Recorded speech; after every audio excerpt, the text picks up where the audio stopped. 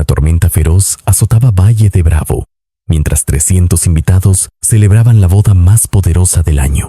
Bajo los candelabros de cristal, Alejandro Ferrer alzó el cuchillo para cortar el pastel junto a Renata Alcázar, sin saber que acababa de casarse con la mujer que planeaba matarlo. Entonces, Lucía Hernández, una joven empleada mexicana, salió de entre los meseros con un pequeño frasco en la mano.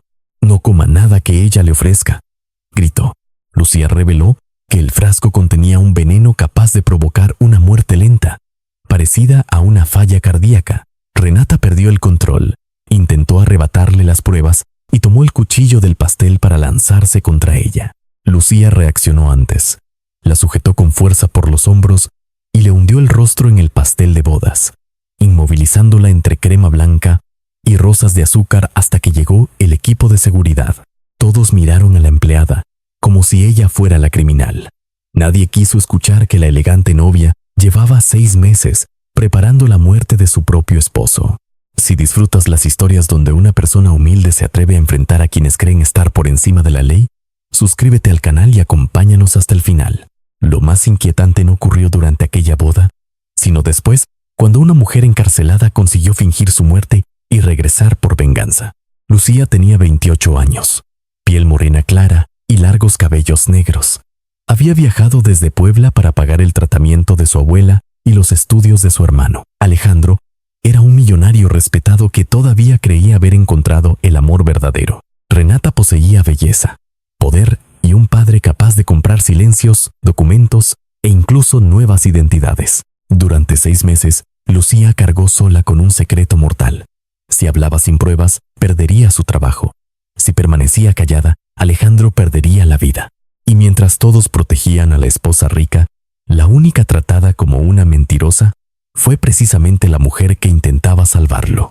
Pero mientras todos señalaban a Lucía como si fuera la culpable, nadie entendía que aquel instante no había sido un arrebato, sino el final de 6 meses de miedo, vigilancia y silencio. El salón principal de la residencia Ferrer quedó paralizado. El cuarteto dejó de tocar. Algunos invitados seguían sosteniendo sus copas. Otros grababan con el teléfono sin saber si presenciaban una humillación o el inicio de un crimen. Sobre la mesa, el pastel estaba destruido y Renata forcejeaba cubierta de crema, con el maquillaje corrido y la mirada llena de odio. «Suéltenme», gritó. «Esa mujer intentó atacarme». Lucía no respondió. Tenía las manos temblando, pero mantuvo el pequeño frasco en alto. A pocos pasos, Alejandro seguía inmóvil. El hombre que minutos antes había prometido compartir su vida con Renata, ahora la observaba como si fuera una desconocida. El jefe de seguridad avanzó para retirar a Lucía, pero ella habló antes de que pudieran tocarla. «Si me sacan sin revisar esto, mañana ya no existirá ninguna prueba». Aquella frase detuvo a Alejandro. «Nadie la toca», ordenó. Renata quedó inmóvil por un segundo. Lucía reconoció su expresión. No parecía indignada por una acusación falsa, sino aterrada porque alguien había encontrado lo que debía permanecer oculto. Lucía sacó del bolsillo de su delantal un sobresellado. Dentro estaban los resultados de un laboratorio privado de Guadalajara. Leyó la conclusión principal. La sustancia del frasco podía provocar daño cardíaco progresivo y, usada en pequeñas cantidades, aparentar una muerte natural. Un murmullo recorrió el salón. Renata soltó una risa seca. ¿Van a creerle a una empleada que roba cosas de habitaciones privadas? La palabra empleada cayó como un insulto. Algunos invitados evitaron mirar a Lucía. Alejandro, en cambio, no apartó la vista de su esposa. ¿De dónde salió ese frasco? Estaba escondido en el forro de su estuche de cosméticos, respondió Lucía. Lo fotografié antes de tomar una muestra. También guardé los recibos y el nombre del médico que la atendía fuera de la ciudad. Renata negó con rapidez. Está obsesionada conmigo. Lleva meses siguiéndome. Porque la escuché hablar del seguro de vida, dijo Lucía, mirando a Alejandro. Dijo que el acuerdo prenupcial no importaba si usted moría antes de un divorcio. El rostro de Alejandro perdió color. Varios miembros de la familia Alcázar comenzaron a protestar. Una tía exigió llamar a los abogados y un primo acusó a Lucía de buscar dinero. Octavio Alcázar permaneció junto a una columna, callado. No parecía sorprendido. Parecía calcular cuánto daño podía contener. Renata intentó acercarse a Alejandro. «Amor, mira». Mírame. Tú sabes quién soy. Él retrocedió. Ese movimiento quebró por completo la máscara de novia perfecta. Todo esto lo preparó ella, insistió Renata. Puso ese frasco en mi habitación. Lucía abrió el sobre y mostró varias fotografías. El estuche, el recibo de la clínica, una nota escrita a mano y un contrato de seguro modificado 3 meses antes. Alejandro reconoció la firma electrónica autorizada desde su oficina. Yo nunca aprobé este cambio, dijo. Ahora el silencio ya no era incredulidad, sino miedo. Octavio avanzó por fin. Esto debe resolverse en privado. Están destruyendo el nombre de 2 familias por las palabras de una desconocida. Lucía lo miró de frente. No soy una desconocida. Trabajo en esta casa desde hace 1 año. He servido su comida y he escuchado cómo hablan cuando creen que nadie importante está cerca. Octavio apretó la mandíbula. Alejandro tomó el informe sin tocar el frasco. Se detuvo al leer el nombre del doctor, Mauricio Salgado. Recordó que Renata había mencionado ese apellido semanas antes, cuando aseguró que visitaría a una amiga en Querétaro. ¿Por qué no me dijiste esto antes?, preguntó. Lucía tragó saliva. Porque sin pruebas, usted habría tenido que elegir entre su prometida y una empleada. Yo ya sabía a quién habrían despedido primero. Alejandro bajó la mirada. No pudo negarlo. Afuera se escucharon sirenas. Lucía había enviado copias de los documentos a la policía esa mañana y programado un mensaje automático por si perdía su teléfono. Cuando los agentes entraron, Renata entendió que ya no podía borrar todo con una llamada. Intentó correr hacia una puerta lateral, pero 2 guardias la interceptaron. Renata gritó, amenazó y exigió hablar con su padre. Los agentes le pidieron que entregara su bolso. Dentro encontraron un segundo teléfono y una llave sin identificar. Alejandro observó cómo colocaban las esposas sobre las muñecas de la mujer con la que acababa de casarse. No hubo despedida, solo una mirada fría de Renata hacia Lucía. Esto no termina aquí, susurró. Mientras la conducían fuera del salón, Octavio se acercó lo suficiente para que únicamente Lucía pudiera escucharlo. Acabas de convertirte en el problema más caro de tu vida. Lucía sintió un escalofrío, pero no bajó la mirada. Creía haber detenido un asesinato. Todavía no sabía que, esa misma noche, Octavio empezaría a preparar algo mucho más peligroso que un juicio: la desaparición de su propia hija. Para comprender por qué Octavio Alcázar consideró a Lucía una amenaza capaz de destruir a toda su familia, había que volver 6 meses atrás, cuando ella todavía no sabía que detrás de las puertas doradas de la residencia Ferrer se estaba preparando una muerte.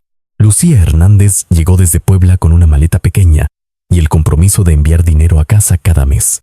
Su abuela necesitaba medicamentos costosos y su hermano Diego estaba a punto de abandonar la universidad. Trabajar en aquella casa no era un sueño, sino la única forma de mantener unida a su familia. La residencia Ferrer se levantaba en lomas de Chapultepec, protegida por muros, cámaras y jardines interminables. El primer día, la encargada le explicó las reglas: no hacer preguntas, no entrar sin permiso y jamás repetir lo escuchado dentro. Lucía aceptó. Sabía mirar sin parecer que estaba mirando. Alejandro Ferrer fue la primera sorpresa. A diferencia de otros hombres poderosos, saludaba por su nombre a cada empleado. Una mañana, cuando un jardinero cayó de una escalera, suspendió una reunión, lo llevó al hospital y pagó la cirugía sin descontarle un solo peso. Lucía lo respetó, aunque mantuvo la distancia. Él dirigía un imperio de transporte y puertos. Ella preparaba el café y ordenaba el comedor. Sus mundos apenas se tocaban. Todo cambió con la llegada de Renata Alcázar. Renata entraba en cualquier lugar como si le perteneciera. Era elegante y sonreía para las cámaras.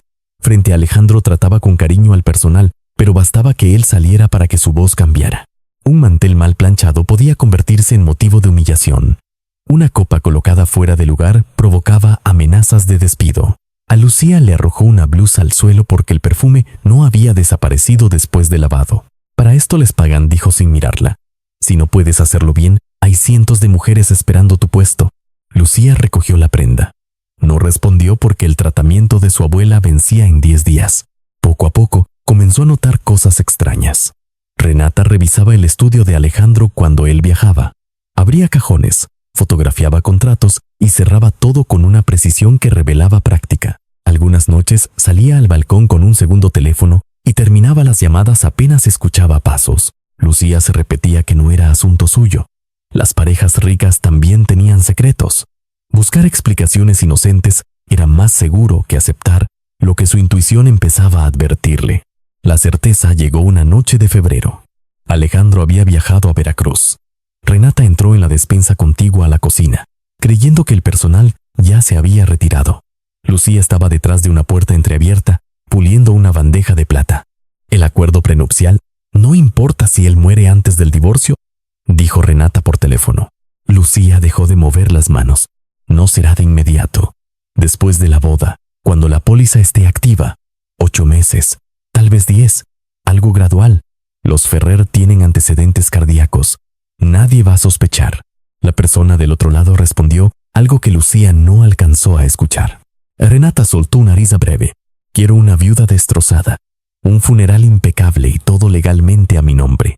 Cuando la llamada terminó, sus tacones se alejaron por el pasillo. Lucía permaneció inmóvil. Por primera vez entendió que la discreción también podía convertirse en complicidad. Esa noche regresó a su departamento en la colonia Doctores y no durmió.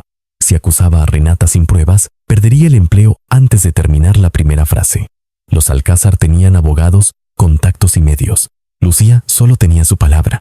Sin embargo, imaginar a Alejandro enfermando poco a poco, agradeciendo los cuidados de la misma mujer que lo envenenaba, le resultó insoportable. A la mañana siguiente, tomó una libreta escolar y escribió la fecha, la hora y cada frase que recordaba. Decidió reunir pruebas hasta que la verdad pudiera sostenerse sin depender de su posición social. Durante las semanas siguientes continuó sirviendo desayunos y doblando servilletas, pero cada detalle adquirió importancia. La primera pista apareció en el baño de visitas. Renata dejó su bolso sobre el tocador y salió para responder una llamada. Lucía sabía que abrirlo podía costarle el trabajo, pero la oportunidad no se repetiría. Dentro, encontró un recibo de una farmacia ubicada en Toluca y una tarjeta del doctor Mauricio Salgado. Fotografió ambos objetos y los colocó exactamente como estaban. Esa noche investigó el nombre desde un café internet. Salgado había perdido su licencia después de la muerte repentina de un empresario. Nunca fue condenado, pero varios artículos mencionaban medicamentos no registrados y expedientes alterados. Después, abrió una clínica discreta para clientes que pagaban en efectivo. Lucía sintió miedo, pero también una claridad nueva. Aquella llamada no había sido una fantasía. La segunda pista llegó 2 semanas después. Mientras vaciaba una papelera del vestidor, encontró un papel roto en 4 partes. Lo reconstruyó sobre el suelo. Decía: comenzar después de la boda. Cantidades pequeñas. Hablar con M sobre el brindis. Tomó una fotografía y devolvió los trozos a la bolsa. Guardarlos sería más peligroso para ella si alguien registraba sus cosas. A partir de entonces, Renata comenzó a observarla de otra manera. Un mediodía dejó un sobre abierto sobre el escritorio y pidió a Lucía limpiar la habitación. Dentro solo había invitaciones antiguas. Cuando regresó, preguntó si había visto algo interesante. «No, señora», respondió Lucía. Renata sonrió, pero sus ojos permanecieron fríos. Las personas curiosas suelen confundir una casa elegante con un lugar seguro. Lucía entendió la advertencia. Esa misma tarde, entregó su libreta a Marisol, una antigua compañera de escuela, con instrucciones de abrirla solo si algo le ocurría. La tercera prueba fue más delicada. Alejandro recibió una notificación sobre el aumento de una póliza de vida que no recordaba haber autorizado. Renata explicó que el asesor financiero la había actualizado como parte de los preparativos matrimoniales. Él, ocupado con una crisis empresarial, firmó varios documentos sin revisarlos. Días después, Lucía encontró una copia dentro de una carpeta que Renata dejó en el comedor. La beneficiaria única era ella. El monto bastaba para convertir una muerte en un negocio más rentable que un divorcio. Aún así, aquello no demostraba la existencia de un veneno. En mayo, Renata despidió a una costurera por entrar sin permiso en su vestidor. La reacción fue tan desproporcionada que Lucía sospechó que escondía algo allí. Esperó durante días. Finalmente, mientras Renata asistía a una sesión de fotos, recibió la orden de preparar su equipaje. Dentro de un estuche de cosméticos encontró una costura reciente. Al presionar el forro sintió un objeto duro. Separó con cuidado la tela y vio un pequeño frasco de vidrio sin etiqueta. envuelto en papel. No lo abrió. Lo fotografió desde varios ángulos, registró la hora y volvió a ocultarlo. Su corazón latía con tanta fuerza que tuvo que sentarse antes de salir. Pensó en acudir a la policía, pero una denuncia basada en fotografías podía alertar a Renata sin garantizar una orden de cateo. Si el frasco desaparecía, todo volvería a ser la palabra de una empleada contra la de una mujer protegida por una familia poderosa. Necesitaba saber qué contenía. Lucía localizó un laboratorio independiente en Guadalajara. El análisis costaba casi 2 meses de salario, pero pagó sin contárselo a su familia. La oportunidad llegó 4 días antes de la boda. Renata salió a un tratamiento de belleza y anunció que no regresaría hasta la noche. Lucía utilizó una jeringa estéril, extrajo apenas unas gotas y dejó el frasco en la misma posición. Después pidió permiso para atender una emergencia familiar y tomó un autobús hacia Guadalajara. El trayecto duró horas. En cada parada temió que alguien la siguiera. Entregó la muestra, pagó el análisis urgente y regresó a la capital antes del amanecer. 2 días después, recibió el resultado. El compuesto atacaba lentamente el músculo cardíaco. En dosis pequeñas, podía provocar cansancio, arritmias y finalmente una insuficiencia que parecería natural en una persona con antecedentes familiares. Los exámenes comunes no lo detectaban sin una búsqueda específica. Lucía leyó el informe dentro de un taxi y comenzó a llorar. Ya no podía pensar que quizá había entendido mal. Alejandro estaba a punto de casarse con una mujer que había calculado su muerte como una operación financiera. Esa noche intentó hablar con él. Lo encontró ensayando sus votos frente a una fotografía de su madre. Alejandro estaba nervioso y feliz. Le agradeció a Lucía por el trabajo de aquellas semanas y le preguntó si su abuela se sentía mejor. Ella abrió la boca, pero se detuvo. Si lo acusaba todo en privado, Renata podía negar, destruir el frasco y usar la influencia de Octavio para convertirla en una extorsionadora. Alejandro, enamorado, quedaría atrapado entre ambos testimonios. Lucía comprendió que necesitaba un momento imposible de borrar, rodeado de testigos y cámaras. La boda sería ese momento. Preparó copias del informe, envió fotografías a una cuenta segura y dejó un paquete sellado con Marisol. También programó un correo para la policía, que se enviaría automáticamente si ella no lo cancelaba después de la recepción. La mañana del enlace, mientras salía del laboratorio con la última copia certificada, Lucía no notó el automóvil negro estacionado al otro lado de la calle. Dentro, un hombre contratado por Octavio Alcázar la fotografió sosteniendo el sobre. Esa misma tarde, Octavio recibió las imágenes. No sabía cuánto había descubierto aquella joven, pero entendió algo peligroso. La empleada silenciosa ya no observaba desde un rincón. Se preparaba para hablar. Antes de que comenzara la ceremonia, Octavio dio una orden que Lucía tardaría meses en descubrir. Averigüen dónde vive su familia. Si intenta destruir a mi hija, tendremos que recordarle todo lo que puede perder. La orden de Octavio Alcázar comenzó a cumplirse incluso antes de que terminara la boda. Mientras la policía retiraba las pruebas y los invitados abandonaban la residencia entre rumores y cámaras, 2 hombres ya viajaban rumbo a Puebla para averiguar quiénes eran las personas que Lucía más temía perder. Renata pasó su primera noche bajo custodia en una celda fría, todavía con restos de maquillaje entre el cabello. Había cambiado el vestido de novia por un uniforme gris, y por primera vez en muchos años nadie obedecía sus órdenes. Exigió agua embotellada, un abogado privado y una llamada inmediata a su padre. La respuesta fue siempre la misma: tendría que esperar. La investigación avanzó con rapidez. En el estuche de cosméticos apareció el resto del compuesto que Lucía había mandado analizar. Los agentes también encontraron un segundo teléfono, recibos pagados en efectivo y mensajes entre Renata y el doctor Mauricio Salgado. En ellos hablaban de cantidades, fechas y síntomas que debían parecer naturales. Otro archivo mostraba el aumento de la póliza de vida de Alejandro y el nombre de Renata como única beneficiaria. Salgado fue detenido al día siguiente en una carretera rumbo a Querétaro. Llevaba documentos falsos y suficiente dinero para desaparecer durante meses. Aunque negó conocer el propósito final del veneno, sus propias conversaciones demostraban que sabía exactamente para qué sería utilizado. Alejandro permaneció encerrado en la residencia durante varios días. No quería hablar con la prensa ni escuchar las disculpas de quienes habían celebrado su matrimonio horas antes. Cada habitación le recordaba una mentira: las flores elegidas por Renata, las fotografías de la ceremonia y los regalos que todavía llevaban tarjetas de felicitación. Sin embargo, lo que más le dolía no era haber perdido una boda, sino descubrir que había compartido su intimidad con alguien que estudiaba su muerte.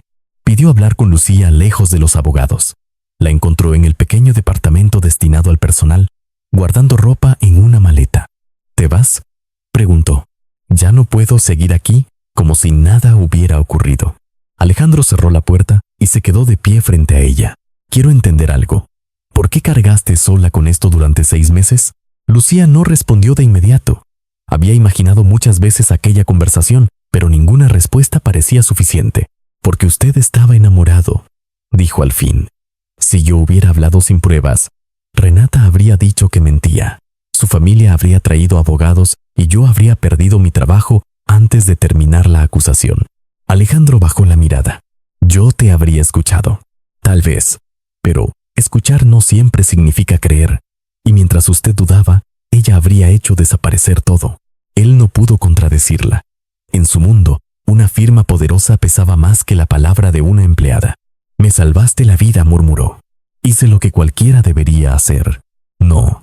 Muchos vieron cómo trataba a los demás y eligieron callarse. Tú viste algo peor y decidiste enfrentarlo. Alejandro quiso ofrecerle dinero, una casa y protección para su familia.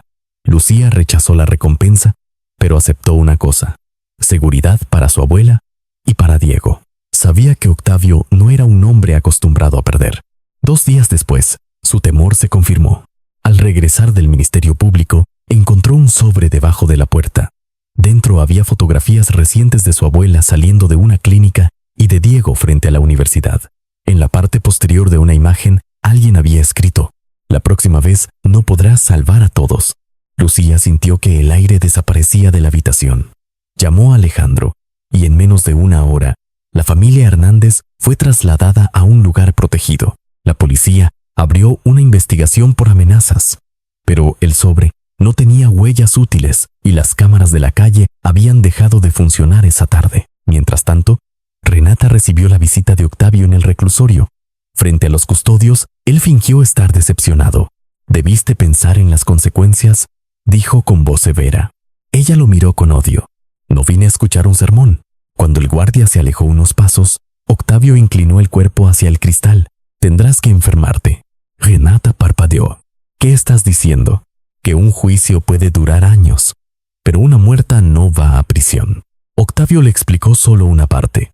Un médico de confianza comenzaría a registrar síntomas cardíacos en su expediente. Después habría un traslado, un hospital privado y una emergencia suficientemente confusa para cambiar una paciente por otra.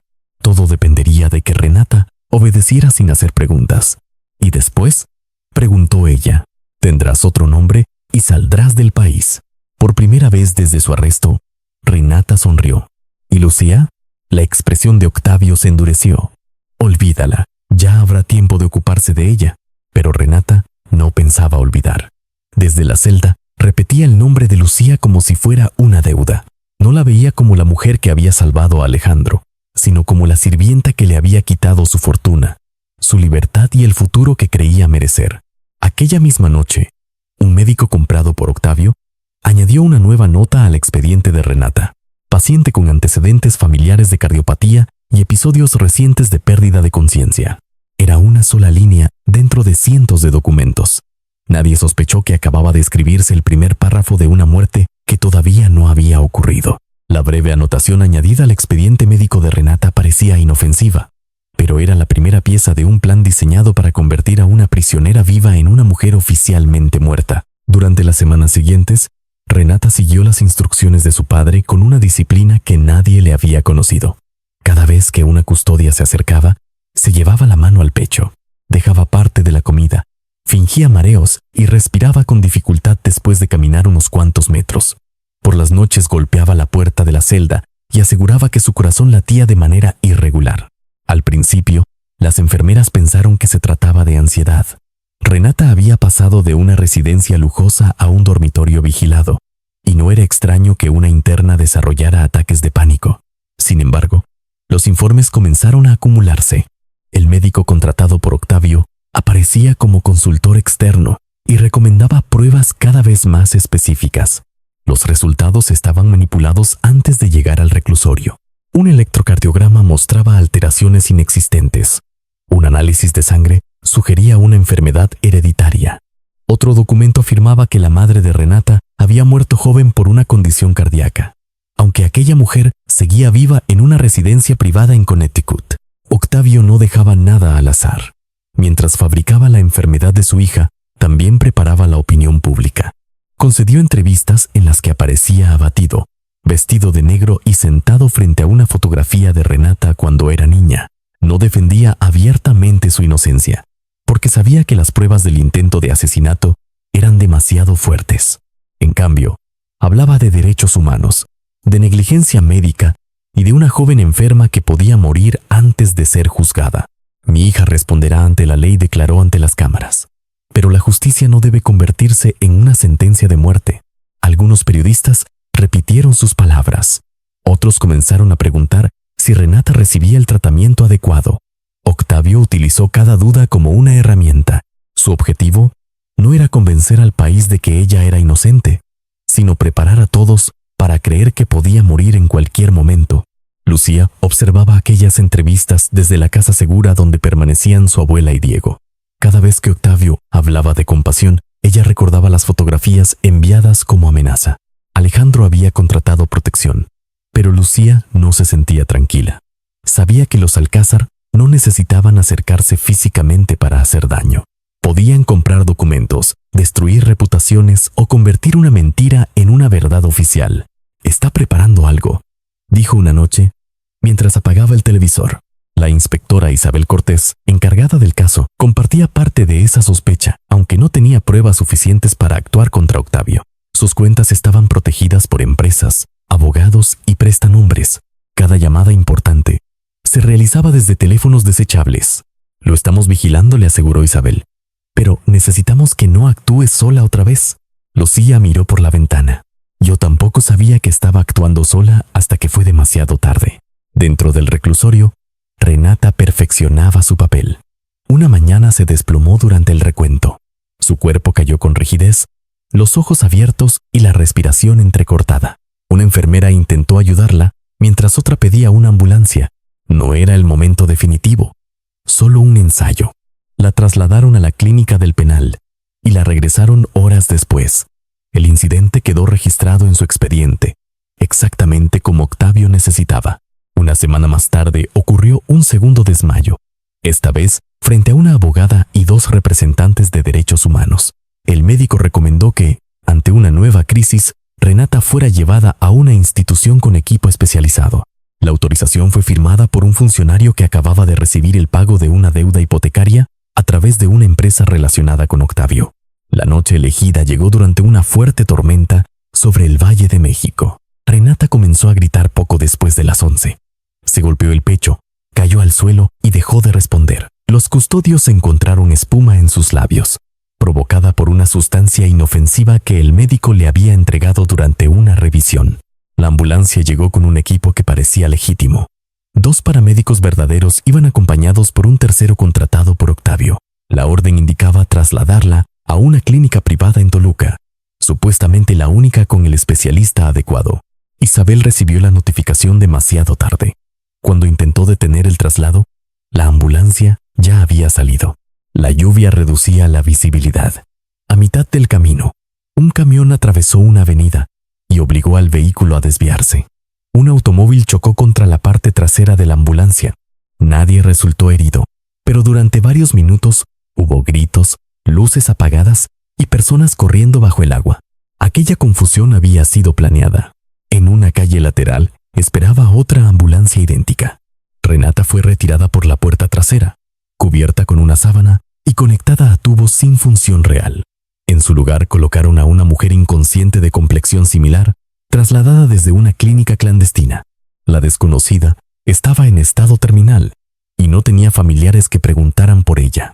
La ambulancia original continuó hacia el hospital con la paciente equivocada. Renata tomó otra ruta hacia una casa abandonada, donde le cortaron el cabello, le retiraron el dispositivo electrónico que llevaba en el tobillo y cambiaron su ropa. Por primera vez desde la boda, estaba fuera de una celda. ¿Dónde está mi padre?, preguntó. Esperando a que estés muerta, respondió uno de los hombres. En la clínica privada, la falsa Renata fue llevada a una habitación aislada. El personal que no estaba involucrado recibió órdenes de mantenerse lejos. Una hora después, una falla eléctrica dejó sin servicio una parte del edificio. Luego comenzó el incendio. El fuego apareció en el archivo médico y se extendió hacia el pasillo donde se encontraba la paciente. Las alarmas funcionaron tarde. Los rociadores habían sido desconectados durante una falsa inspección. Empleados y enfermos fueron evacuados mientras una nube negra cubría el techo. Cuando los bomberos entraron, hallaron un cuerpo gravemente quemado sobre una cama. Octavio llegó antes que varios investigadores. Se arrodilló frente a la entrada de la clínica y exigió ver a su hija. Las cámaras captaron su desesperación perfectamente ensayada. La identificación se realizó mediante documentos médicos, una muestra dental y una huella parcial. Todo había sido sustituido con anticipación. El médico forense encargado del informe recibió una llamada desde una oficina del gobierno antes de firmar. Al amanecer, las autoridades anunciaron la muerte de Renata Alcázar. Según la versión oficial, había sufrido una crisis cardíaca durante el incendio y no pudo ser evacuada a tiempo. La noticia se extendió por todo México. Los mismos programas que semanas antes la llamaban asesina comenzaron a describirla como una figura trágica. Alejandro recibió la llamada en su despacho. Permaneció varios minutos en silencio. No amaba ya a Renata, pero la noticia lo golpeó de una manera difícil de explicar. Había deseado justicia, no una muerte. Ahora jamás escucharía de su boca por qué había querido destruirlo. Lucía reaccionó de otra forma. ¿Vio el cuerpo?, preguntó a Isabel. La identificación fue confirmada. Eso no responde mi pregunta. Isabel guardó silencio. La familia había solicitado un ataúd cerrado debido al estado de los restos. La cremación estaba programada para después del funeral. Octavio alegaba que no permitiría que la prensa convirtiera el cadáver de su hija en un espectáculo. Lucía revisó las noticias durante horas. Vio la ambulancia bajo la lluvia, el incendio y a Octavio llorando frente a las cámaras. Había algo demasiado perfecto en la secuencia. Renata pasó semanas fingiendo una enfermedad y murió exactamente de esa enfermedad durante un incendio que destruyó parte de sus registros, dijo. Eso no es una coincidencia. Alejandro no descartó sus palabras, pero tampoco podía afirmar que Renata siguiera viva. La policía confirmó la identidad. La misma gente que permitió que la trasladaran a una clínica elegida por su padre. Alejandro recordó que meses atrás había dudado de Lucía porque sus sospechas parecían imposibles. No cometería el mismo error. Dime qué necesitas. Lucía pidió acceso a los documentos públicos del traslado y a las grabaciones disponibles. Con ayuda de Isabel, descubrieron varias irregularidades. Las cámaras de una caseta habían dejado de grabar durante 22 minutos. El paramédico que firmó la recepción de Renata no aparecía en la nómina de la ambulancia. La muestra dental utilizada para identificar el cuerpo había sido entregada por un dentista que trabajaba para los Alcázar. Isabel quiso solicitar una segunda autopsia, pero la orden fue rechazada. El cuerpo ya estaba bajo custodia de la familia, y Octavio tenía abogados preparados para bloquear cualquier retraso. El funeral se celebró 2 días después en una capilla privada de Las Lomas. Políticos, empresarios y figuras de televisión asistieron vestidos de negro. Sobre el altar había una fotografía de Renata sonriendo con la misma expresión que había mostrado durante su boda. El ataúd permaneció cerrado. Octavio recibió condolencias durante horas. Cuando vio entrar a Lucía junto a Alejandro, su rostro se tensó. «No tienes derecho a estar aquí», le dijo en voz baja. «Vine porque necesito saber a quién están enterrando». Octavio se acercó lo suficiente para ocultar la amenaza bajo una sonrisa. «Mi hija murió por culpa de la humillación que tú provocaste. Su hija intentó matar a un hombre, y tú decidiste destruirla delante del país entero». Alejandro se interpuso. «Aléjese de ella». Octavio levantó las manos como si fuera la víctima de una provocación. Varios invitados observaron la escena, y él volvió a convertirse en el padre doliente. Lucía miró el ataúd. No podía demostrar nada, pero tampoco podía aceptar aquella muerte con tanta facilidad. A cientos de kilómetros, en una casa aislada cerca de Toluca, Renata veía su propio funeral por televisión. Llevaba el cabello corto y teñido de castaño. Su rostro Estaba libre de maquillaje y tenía una cicatriz artificial cerca de la ceja para cambiar su apariencia. Sobre la mesa había un pasaporte español con el nombre de Elena Robles y un boleto para un vuelo privado. Octavio llegó después de terminar la ceremonia. Cerró las cortinas antes de abrazarla. A partir de hoy, Renata Alcázar no existe. Ella observó la pantalla donde Alejandro salía de la capilla junto a Lucía. Parece que superó mi muerte muy rápido. No empieces, advirtió Octavio. En 48 horas viajarás a Guatemala. Desde allí irás a España. Tienes dinero, documentos y una casa. No volverás a mencionar a Alejandro ni a esa empleada. Renata sonrió sin alegría. Ella no es una empleada para él. Eso ya no importa. A mí sí. Octavio golpeó la mesa. Sacarte de prisión me costó millones, favores y la vida de una desconocida. No voy a perderlo todo porque te sientes humillada. Renata lo miró con frialdad. No sintió culpa por la mujer que había muerto en su lugar. Para ella, solo había sido una pieza necesaria. Lucía me quitó mi esposo, mi libertad y mi nombre. Tú misma perdiste todo cuando intentaste envenenarlo. La frase de su padre la hirió más que cualquier acusación judicial. Octavio salió después de ordenar a 2 hombres que vigilaran la casa. Renata fingió aceptar el viaje. Incluso preguntó qué ropa debía llevar y memorizó el nuevo apellido que usaría. Pero aquella noche encontró en el escritorio de su padre un teléfono sin bloquear. En las noticias aparecía Alejandro inaugurando, junto a Lucía, un programa provisional para apoyar a trabajadores domésticos amenazados por sus empleadores. Los reporteros llamaban a Lucía la voz que salvó una vida. Alejandro la observaba con una confianza que Renata nunca había logrado inspirarle. La envidia venció al miedo. Renata copió la dirección del departamento de Lucía. Tomó una llave del automóvil y revisó un pequeño estuche que Octavio había preparado para emergencias. Dentro encontró dinero, una jeringa y un nuevo frasco de veneno. Debía subir a un avión y desaparecer. En lugar de eso, guardó el frasco dentro de su bolso. Antes de abandonar México, tenía una última deuda que cobrar. El frasco oculto en el bolso de Renata cambió el propósito de su fuga. Ya no quería abandonar México para comenzar otra vida. Primero, necesitaba destruir a la mujer que había convertido su nombre en sinónimo de vergüenza. Sin embargo, salir de la casa segura no era tan fácil como había imaginado. Octavio había colocado 2 hombres en la entrada y otro junto al automóvil. No estaban allí para protegerla, sino para impedir que cometiera una imprudencia.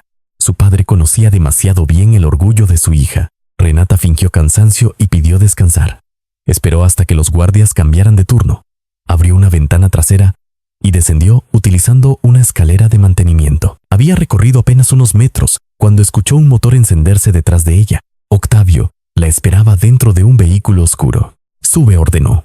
Renata apretó el bolso contra el cuerpo. Solo necesitaba aire.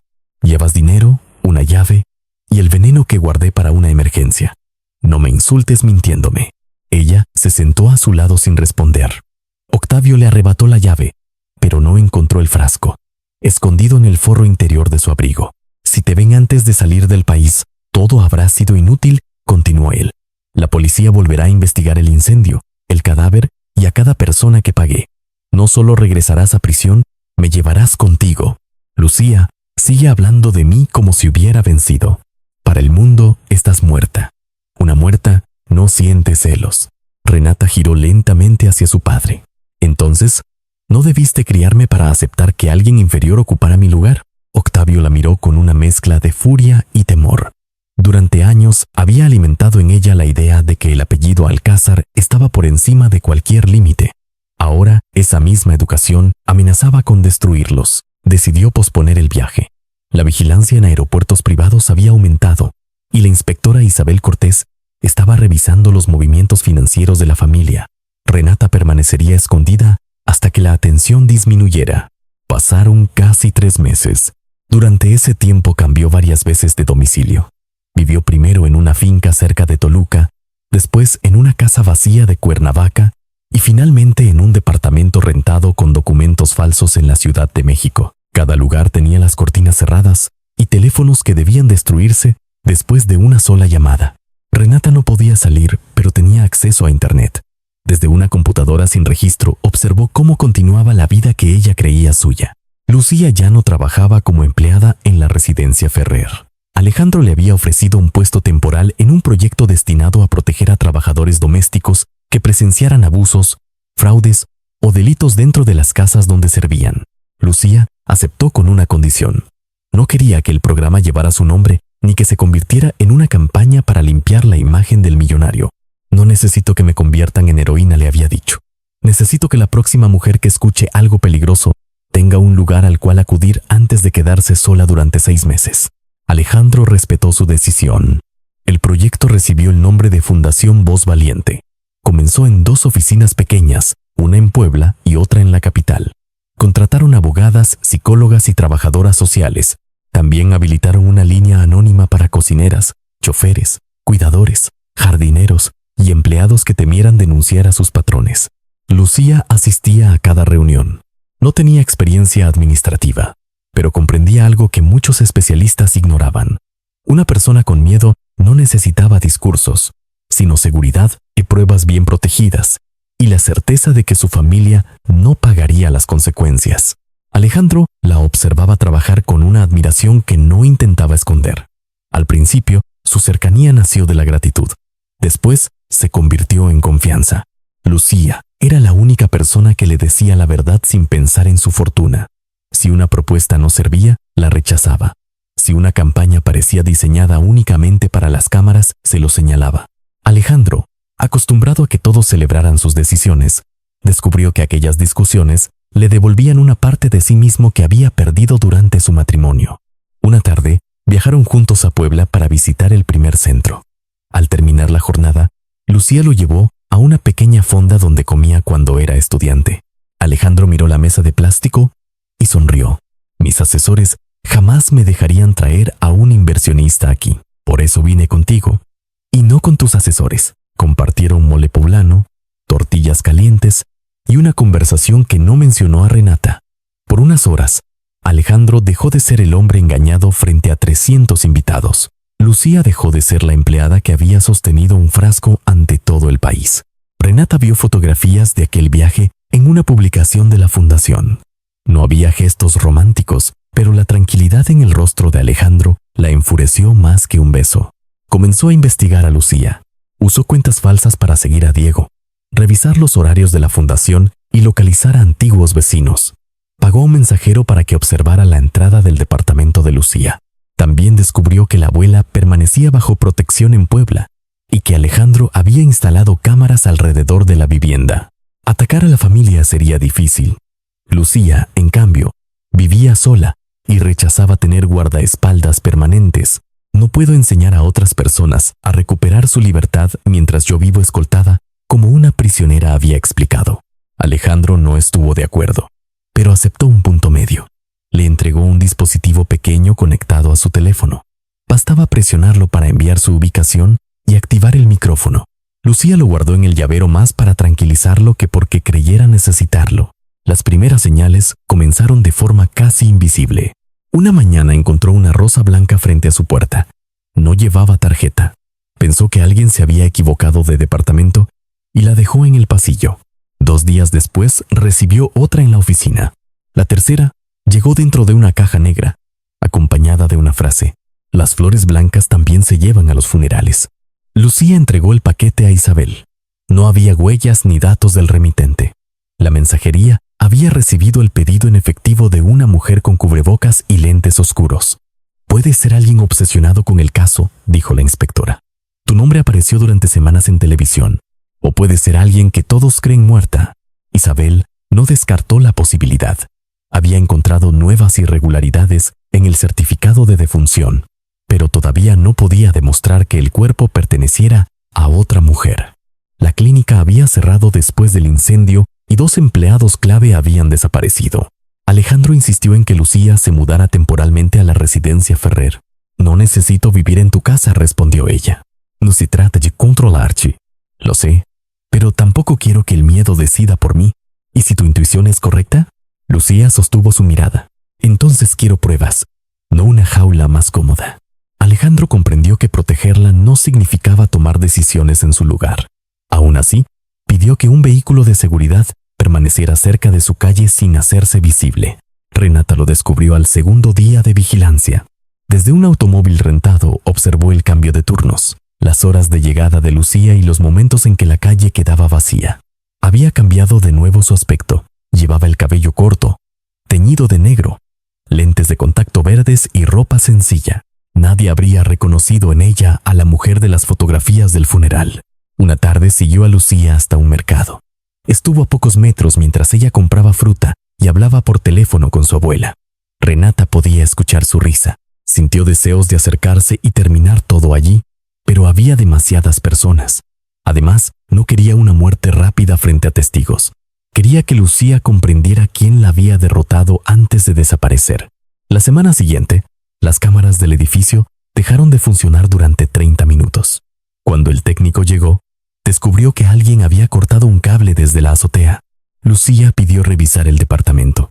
No faltaba nada, pero una fotografía de su familia estaba colocada boca abajo. Esa noche, aceptó dormir en casa de Marisol. Al día siguiente, Isabel le mostró una imagen borrosa tomada desde una tienda cercana.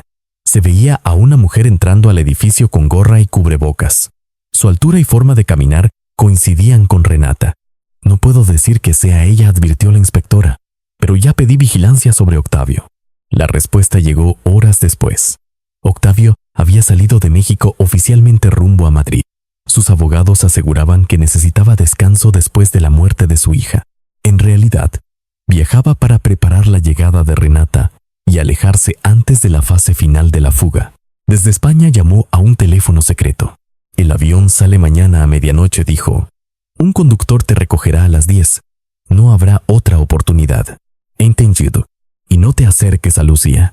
Renata guardó silencio. Prométamelo. Te prometo que mañana saldré de México. No prometió nada más. Aquella tarde, Alejandro y Lucía asistieron a una reunión con representantes de organizaciones laborales.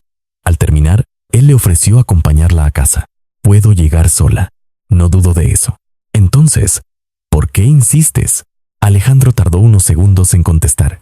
Porque la idea de que algo te ocurra ya no me preocupa solo por gratitud. Lucía entendió lo que no se había atrevido a decir. También sintió algo por él, pero ambos cargaban heridas demasiado recientes. No quiero ocupar el lugar que dejó Renata, dijo. No podrías. Ella vivía en una mentira. Contigo no necesito fingir. Lucía bajó la mirada, conmovida, pero no respondió. Le pidió tiempo y Alejandro se lo concedió. Antes de despedirse, revisó el dispositivo de emergencia de su llavero. Presiónalo si notas cualquier cosa. Lo haré. Lucía llegó a su edificio poco después de las 9. El guardia de seguridad no estaba en su lugar. Había recibido una llamada falsa sobre una fuga de agua en el estacionamiento y había bajado al sótano. El elevador no funcionaba, así que subió por las escaleras. Frente a su puerta no había marcas de fuerza. La cerradura respondió con normalidad. Dentro, todo parecía en orden. Dejó el bolso sobre una silla y encendió la luz de la cocina. Sobre la mesa, encontró una rosa blanca. Esta vez estaba colocada dentro de un vaso de agua. Lucía retrocedió. Miró la puerta y comprendió que la persona que había entrado podía seguir allí. Intentó sacar el teléfono, pero las luces se apagaron. El departamento quedó en silencio. Lucía buscó el dispositivo en su llavero mientras avanzaba lentamente hacia la salida. Antes de alcanzarlo, una sombra apareció detrás de ella y le arrancó el bolso de las manos. No grites, dijo una voz conocida. Nadie llegará a tiempo. Lucía se quedó inmóvil. Su mente le decía que aquello era imposible, pero su cuerpo ya había reconocido el peligro. Renata. Una lámpara se encendió en la sala. Frente a ella estaba una mujer de cabello corto, rostro más delgado y ojos de otro color. Sin embargo, la sonrisa fría seguía siendo la misma. Renata levantó el pequeño frasco de veneno. Todo México asistió a mi funeral, susurró. Ahora vine a preparar el tuyo. La voz de Renata confirmó el miedo que Lucía había intentado negar durante meses. La mujer declarada muerta estaba frente a ella, sosteniendo el mismo tipo de veneno con el que había planeado asesinar a Alejandro. Durante unos segundos, ninguna de las dos se movió. Afuera, el ruido de la ciudad continuaba como cualquier otra noche. Los automóviles pasaban por la avenida. Un perro ladraba en el edificio vecino y alguien encendía música en un departamento cercano. Nadie imaginaba que, detrás de aquella puerta cerrada, una mujer oficialmente enterrada estaba preparando un segundo crimen. Lucía observó cada detalle. Renata había colocado una silla contra la entrada y cerrado las cortinas.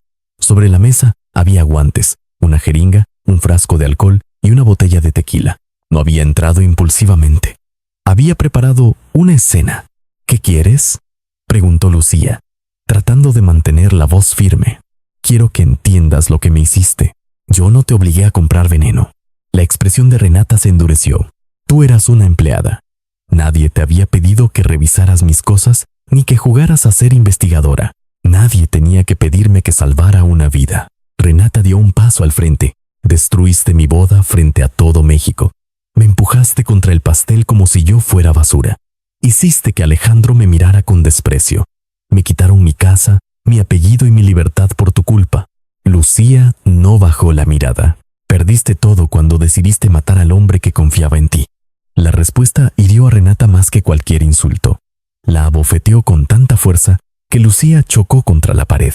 El golpe le dejó un zumbido en los oídos, pero también le confirmó algo importante. Renata había perdido el control. La puerta seguía a pocos metros.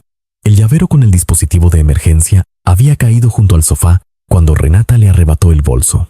Lucía necesitaba llegar hasta él sin despertar sospechas. Tu padre te ayudó a escapar, dijo, fingiendo curiosidad. ¿También sabe que estás aquí? Renata soltó una risa amarga. Mi padre cree que puede darme órdenes después de haberme criado para no obedecer a nadie. Entonces no sabe que viniste. Cuando termine, ya estaré camino al aeropuerto. Lucía entendió que debía mantenerla hablando. Cada minuto podía aumentar la posibilidad de que Alejandro notara que no respondía a sus mensajes o de que el vehículo de vigilancia regresara a la calle. ¿A quién enterraron en tu lugar? Por primera vez, Renata dudó. Después sonrió con orgullo, como si la perfección del plan mereciera ser admirada. A una mujer que iba a morir de todas formas. ¿Sabía que usarían su cuerpo? Eso ya no importaba. Lucía sintió una mezcla de horror y repulsión. Renata no mostraba culpa. Para ella, las personas sin dinero seguían siendo piezas reemplazables. La trasladaron en una ambulancia, continuó Renata. Mi padre pagó a todos los que debía pagar. Cambiaron los expedientes, las muestras y las huellas. El incendio hizo el resto. ¿Y el médico forense? También tuvo un precio. Mientras hablaba, Lucía avanzó lentamente hacia la sala. Fingió que sus piernas temblaban demasiado para sostenerla y se dejó caer cerca del sofá. Levántate, ordenó Renata. Me golpeaste. Déjame respirar. Lucía apoyó una mano en el suelo. Sus dedos quedaron a unos centímetros del llavero. Renata se acercó y la sujetó del cabello. No tienes derecho a sentirte víctima. Tú fuiste quien comenzó todo. Lucía alcanzó el dispositivo y presionó el botón oculto con el pulgar. No hubo sonido ni luz. La señal salió silenciosamente hacia el teléfono de Alejandro, activando la ubicación y el micrófono. Renata no se dio cuenta. A varios kilómetros, Alejandro conducía hacia la residencia Ferrer cuando el tablero de su automóvil emitió una alerta. Al principio pensó que Lucía lo había presionado por accidente. Después escuchó la voz de Renata a través de la aplicación. Cuando termine, ya estaré camino al aeropuerto. Alejandro sintió que la sangre se le helaba. Se orilló, llamó a la inspectora Isabel y compartió la señal en tiempo real. No entres solo, le ordenó ella. Estoy enviando patrullas. Renata está dentro de su casa. Alejandro, si llegas primero, espera. Pero él ya había arrancado. Dentro del departamento, Renata obligó a Lucía a sentarse en una silla. Le ató las muñecas con cinta adhesiva y colocó el teléfono sobre una mesa, después de apagarlo sin saber que el dispositivo del llavero funcionaba de manera independiente. La policía encontrará una mujer desesperada, explicó. Una empleada que no pudo soportar la presión, la fama, ni la culpa por haber causado mi muerte. Tomó la botella de tequila y vertió parte del contenido en un vaso. Van a encontrar alcohol en tu sangre, una carta de despedida y este frasco vacío junto a tu cuerpo. Sacó del bolsillo varias hojas escritas a computadora. En ellas, Lucía supuestamente confesaba haber inventado pruebas por obsesión con Alejandro. También afirmaba que la culpa la había llevado a quitarse la vida. Nadie creerá eso, dijo Lucía. La gente cree lo que mejor encaja con sus prejuicios. Una trabajadora pobre enamorada del patrón es una historia mucho más fácil de vender que una heredera regresando de la tumba. Renata colocó la jeringa sobre la mesa y abrió el frasco. No necesitas beber mucho. Una pequeña cantidad hará que pierdas fuerza. Después, el gas terminará el trabajo. Lucía miró hacia la cocina. La puerta estaba abierta y podía ver la estufa. ¿También vas a quemar el edificio? Solo este departamento. Un accidente provocado por una mujer borracha y deprimida. Lucía pensó en las familias que vivían en los otros pisos. Hay niños aquí. Entonces, será mejor que el fuego no se extienda. Aquella indiferencia terminó con cualquier intento de hacerla razonar. Renata llenó la jeringa. Lucía tensó las manos contra la cinta. Había trabajado durante años limpiando casas y sabía que muchas cintas adhesivas perdían fuerza con grasa o humedad. Derramó discretamente el vaso de tequila sobre sus muñecas, mientras Renata revisaba la dosis. Siempre te creíste mejor que yo, dijo Renata. Nunca me creí mejor. Alejandro sí. Alejandro te amaba. Fuiste tú quien convirtió ese amor en una póliza de seguro. Renata se lanzó hacia ella con la jeringa. Lucía levantó las piernas y golpeó la mesa. El frasco cayó, pero no se rompió. La aguja rozó su brazo sin llegar a penetrar. Renata la sujetó por el cuello y volvió a intentarlo. Lucía giró la silla con toda su fuerza. Ambas cayeron al suelo. La cinta húmeda comenzó a soltarse. Renata le golpeó la cabeza contra el piso y recuperó la jeringa. Debiste quedarte en tu lugar. Mi lugar no era mirar cómo asesinabas a alguien. Lucía logró liberar una mano y empujó el brazo de Renata. La aguja se clavó en el cojín del sofá. Durante el forcejeo, el frasco rodó hasta quedar debajo de un mueble. Renata abandonó la jeringa y tomó una lámpara. Lucía se cubrió antes del golpe. El vidrio se rompió contra su hombro, provocándole un dolor intenso. Aún así, consiguió levantarse y correr hacia la puerta. La silla que bloqueaba la salida cayó al suelo, pero Renata la alcanzó antes de que pudiera abrir. Las dos chocaron contra la pared. Lucía sintió que le faltaba el aire. Renata era más fuerte de lo que aparentaba y peleaba con la desesperación de alguien que sabía que no tendría una tercera oportunidad. En ese momento escucharon un golpe en la puerta. «¡Lucía!», gritó Alejandro desde el pasillo. Renata se quedó inmóvil. «¿Cómo supo que estabas aquí?». Lucía miró hacia el llavero. Renata comprendió. Tomó el dispositivo, lo arrojó al suelo y lo aplastó con el tacón. Después, corrió hacia la cocina. Alejandro volvió a golpear la puerta. «Aléjate de la entrada». Lucía se lanzó detrás del sofá justo antes de que Alejandro embistiera con el hombro. La cerradura resistió. Renata abrió las perillas de la estufa y dejó escapar el gas. «Si entra, morirá contigo», dijo. Sacó un encendedor y lo sostuvo frente a Lucía. «¿No vas a salir de aquí?», respondió ella. «La policía sabe que estás viva». Por primera vez, el miedo apareció claramente en el rostro de Renata. El golpe siguiente abrió una grieta en el marco. Alejandro volvió a embestir hasta que la puerta cedió. Entró justo cuando Renata arrojaba el encendedor hacia una cortina impregnada con alcohol. La tela comenzó a arder. Alejandro vio a Lucía en el suelo y avanzó hacia ella. Renata tomó un cuchillo de la cocina y se interpuso. «No te acerques». Alejandro se detuvo, pero no apartó la mirada de Lucía. «Déjala ir. Ella nos quitó todo. Tú intentaste matarme». Renata apretó el cuchillo. «Lo hice por nosotros». No existía ningún nosotros en un plan donde yo terminaba muerto. Las llamas subieron por la cortina. El gas comenzaba a acumularse y el humo se extendía por el techo. Renata levantó el arma, pero Lucía tomó la pata rota de una silla y golpeó su muñeca. El cuchillo cayó. Alejandro empujó a Renata contra la pared y corrió hacia Lucía. «Tenemos que salir ahora. La estufa está abierta». Alejandro se quitó el saco, cubrió el rostro de Lucía y la ayudó a levantarse. El hombro de ella apenas podía moverse. Cuando llegaron a la puerta, Renata se lanzó contra ambos. Alejandro protegió a Lucía con el cuerpo. Renata le clavó un fragmento de vidrio en el brazo, pero él no la soltó. Logró empujarla hacia atrás y sacó a Lucía al pasillo. El humo activó las alarmas del edificio. Los vecinos comenzaron a salir de sus departamentos mientras alguien gritaba que había una fuga de gas. Alejandro bajó con Lucía por las escaleras. En el segundo piso, ella se detuvo. Renata sigue adentro. La policía se encargará. Puede provocar una explosión. Alejandro entregó a Lucía a un vecino y regresó unos pasos, pero una llamarada atravesó la puerta del departamento. El calor lo obligó a retroceder. En ese instante, Renata apareció por la escalera de emergencia exterior. Había escapado por la ventana de la cocina antes de que el fuego bloqueara la salida. Bajó hasta el estacionamiento y subió a un automóvil que esperaba con el motor encendido. El conductor era uno de los hombres contratados por Octavio. «¿Qué hiciste?», preguntó al verla cubierta de hollín. «Conduce. Tu padre ordenó llevarte al avión. Entonces deja de hablar y llévame». El vehículo abandonó la calle segundos antes de que las primeras patrullas cerraran la entrada. Isabel llegó junto con bomberos y paramédicos. Lucía estaba sentada en la banqueta, respirando oxígeno, mientras un médico revisaba el brazo herido de Alejandro.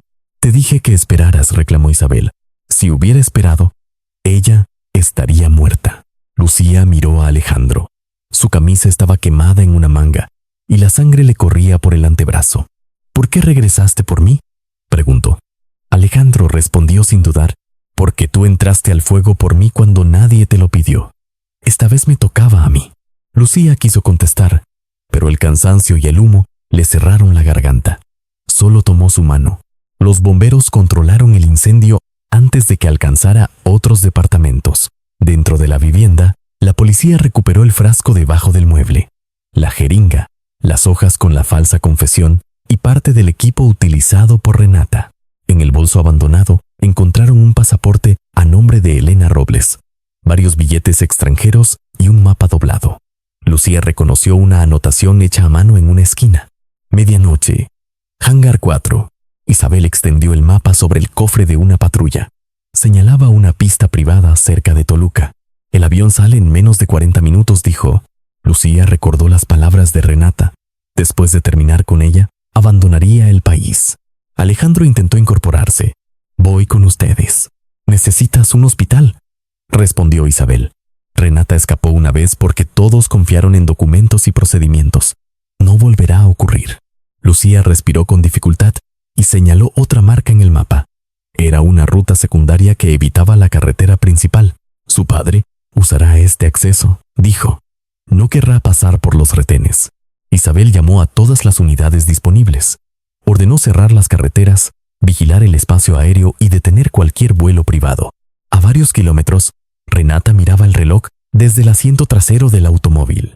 El incendio iluminaba el cielo a lo lejos, pero no sabía si Lucía había sobrevivido. Su teléfono secreto comenzó a sonar. Era Octavio. «¿Dónde estás?», preguntó con furia. «Camino al hangar. La policía ya sabe que sigues viva». Renata miró al conductor. «Entonces, prepara el avión. Si llegan antes que tú, despegaré sin esperarte». La llamada terminó. Renata apretó el frasco vacío que aún llevaba en el bolsillo. Había perdido la oportunidad de vengarse y ahora su propio padre estaba dispuesto a abandonarla. Frente a ella, apareció la señal que indicaba la desviación hacia la pista privada. Detrás, a lo lejos, comenzaron a verse luces azules. Renata había engañado a una prisión, a los forenses y a todo un país. Pero para desaparecer por segunda vez, tendría que llegar al avión antes que la única mujer capaz de reconocer cada mentira que dejaba a su paso. Las luces azules se acercaban por la carretera secundaria, mientras Renata exigía al conductor que acelerara. Había logrado engañar a una prisión, a médicos y a todo un país, pero aquella noche ya no controlaba nada. Lucía seguía con vida. La policía conocía su nuevo rostro y Octavio estaba dispuesto a despegar sin ella. En el aeródromo privado, el avión esperaba con los motores encendidos. Octavio caminaba de un lado a otro dentro del hangar, revisando el reloj. Junto a él había 2 maletas, documentos falsos y una caja metálica con dinero en efectivo. 5 minutos más ordenó al piloto. «Después nos vamos. Su hija aún no llega. Si llega tarde, será su problema». Octavio ya no pensaba como padre. Pensaba como un hombre que había comprado demasiados silencios y necesitaba escapar antes de que alguno dejara de obedecer. A varios kilómetros, Isabel Cortés dividió a sus agentes en 2 grupos. El primero bloquearía la entrada principal. El segundo avanzaría por el camino de servicio señalado por Lucía. Alejandro viajaba con ellos.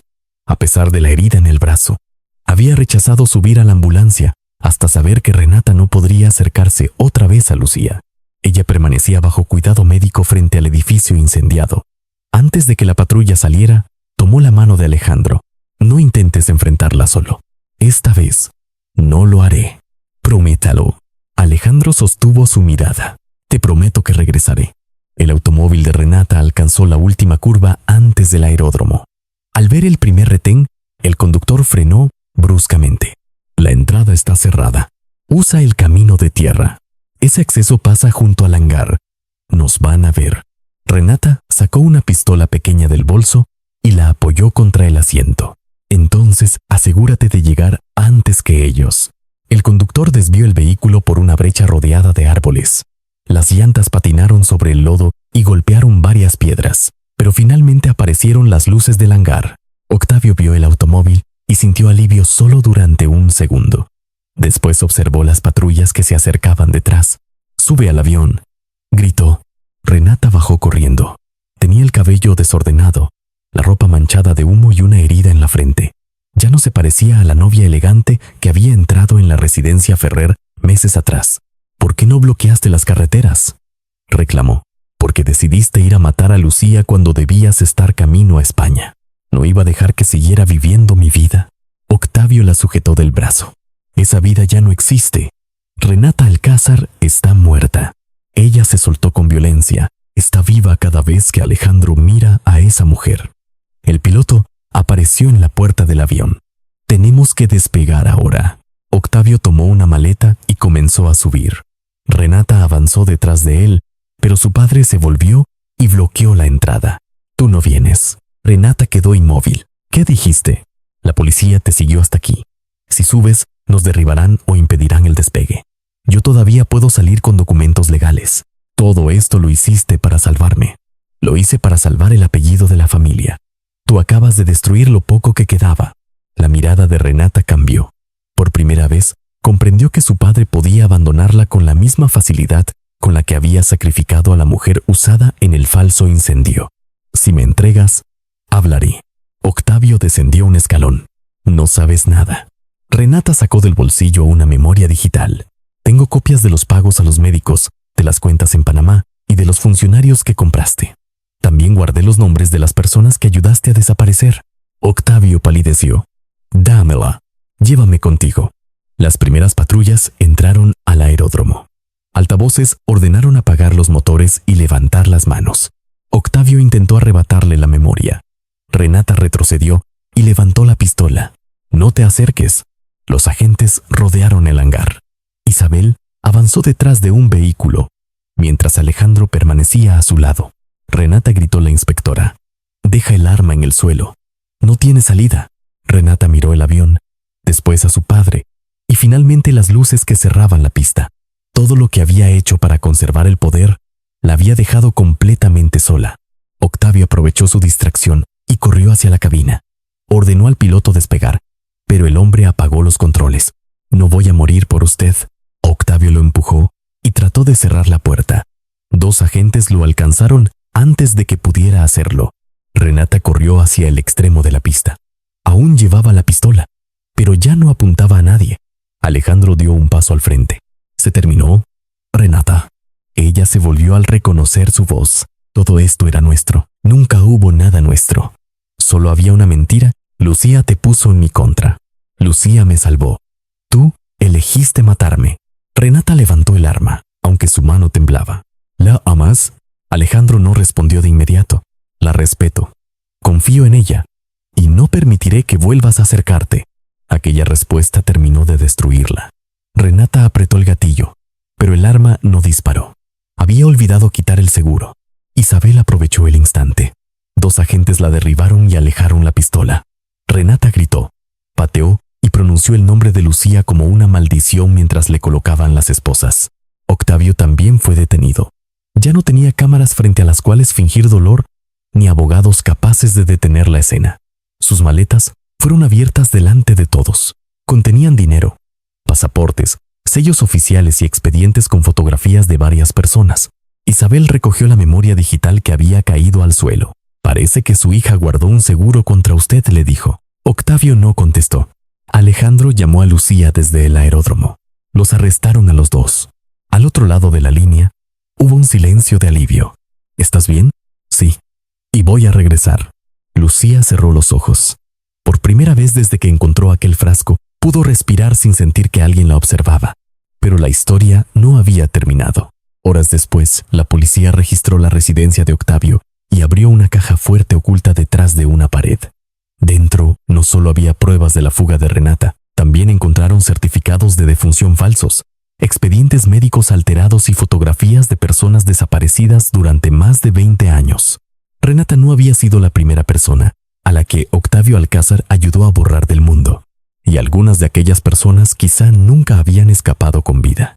El contenido de la caja fuerte de Octavio Alcázar convirtió una fuga frustrada en una investigación nacional. Lo que parecía el intento desesperado de salvar a una hija, terminó revelando una red construida durante más de 20 años para comprar autoridades, alterar expedientes y hacer desaparecer a quienes amenazaban sus negocios. La memoria digital que Renata llevaba consigo confirmó cada pago. Había transferencias a médicos, custodios, funcionarios y empleados de funerarias. También aparecían fotografías de empresarios, testigos y antiguos socios que oficialmente habían muerto en accidentes o abandonado México sin explicación. La inspectora Isabel Cortés formó un equipo especial. Algunas familias recibieron, después de décadas, respuestas que ya no esperaban encontrar. En varios casos se descubrió que Octavio había utilizado certificados falsos para apropiarse de propiedades y empresas. En otros, los investigadores encontraron pruebas más oscuras que obligaron a abrir nuevas causas penales. La imagen del hombre poderoso que lloraba frente al ataúd de su hija se derrumbó. Los mismos políticos que asistieron al funeral negaron conocerlo. Sus socios entregaron documentos para reducir sus propias condenas y sus abogados comenzaron a abandonarlo cuando varias cuentas fueron congeladas. Octavio había comprado lealtades durante años, pero ninguna permaneció cuando dejó de tener dinero para pagarlas. Renata enfrentó un nuevo proceso. Ya no se trataba únicamente del plan para envenenar a Alejandro. La fiscalía añadió cargos por fuga, uso de documentos falsos, intento de homicidio contra Lucía, incendio provocado y complicidad en la muerte de la mujer, utilizada para fingir su fallecimiento. Durante el juicio, Renata intentó mostrarse como víctima de su padre. Afirmó que Octavio había organizado todo sin explicarle las consecuencias.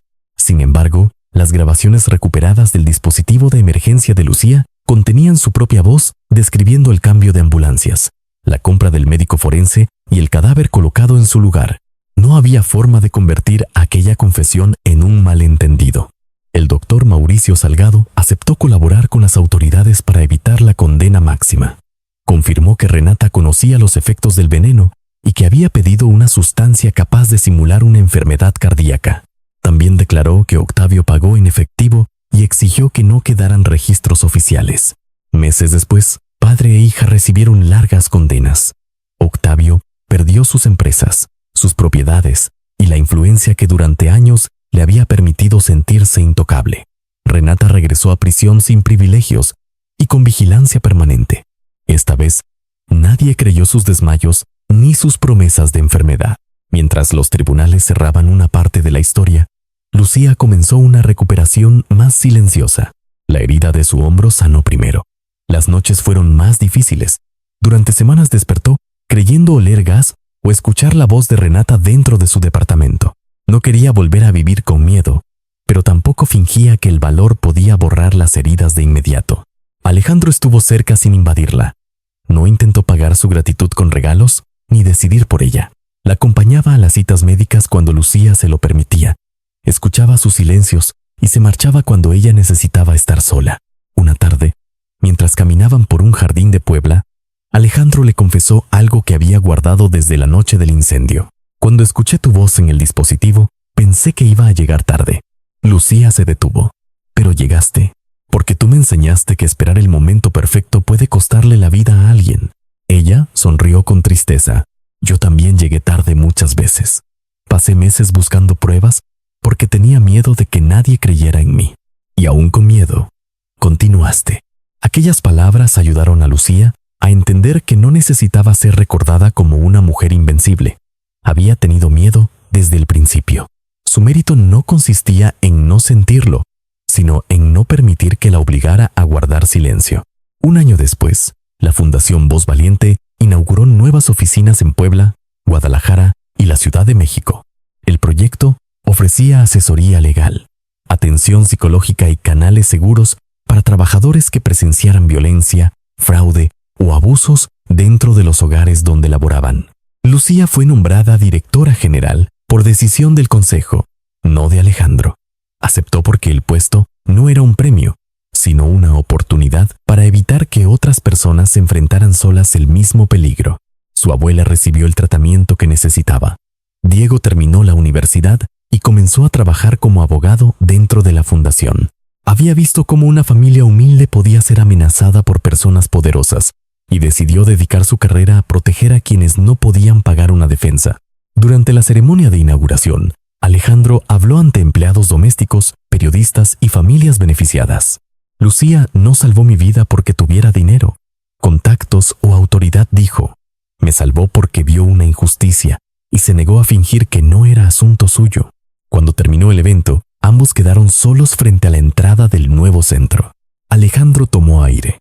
No quiero que estés conmigo porque sientas que me debes algo. No te debo mi vida, respondió Lucía. Tú me salvaste una noche, pero yo ya había decidido vivir antes de que llegaras. Entonces, solo quiero caminar a tu lado, sin reemplazar a nadie y sin pedirte que renuncies a quien eres. Lucía lo miró durante varios segundos. Puedo aceptar eso, pero a mi lado, no delante de mí. Alejandro sonrió y extendió la mano. Lucía la tomó. No terminaron juntos porque un millonario hubiera rescatado a una empleada pobre. Se eligieron porque ambos aprendieron que el amor verdadero no encierra, no compra silencios y jamás convierte a la otra persona en una propiedad.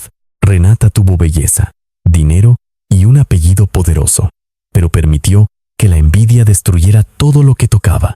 Lucía solo tenía su palabra y el valor de defenderla. Al final, esa palabra fue más fuerte que una fortuna entera.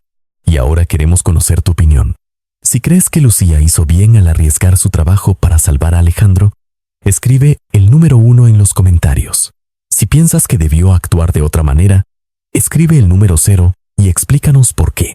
Si esta historia te recordó que guardar silencio también puede tener consecuencias, suscríbete al canal y activa la campanita. Aquí compartimos relatos sobre justicia, esperanza y personas comunes que cambian destinos cuando deciden hacer lo correcto. Porque el verdadero valor no consiste en no tener miedo, consiste en comprender que algunas injusticias se vuelven más fuertes cada vez que alguien decide mirar hacia otro lado.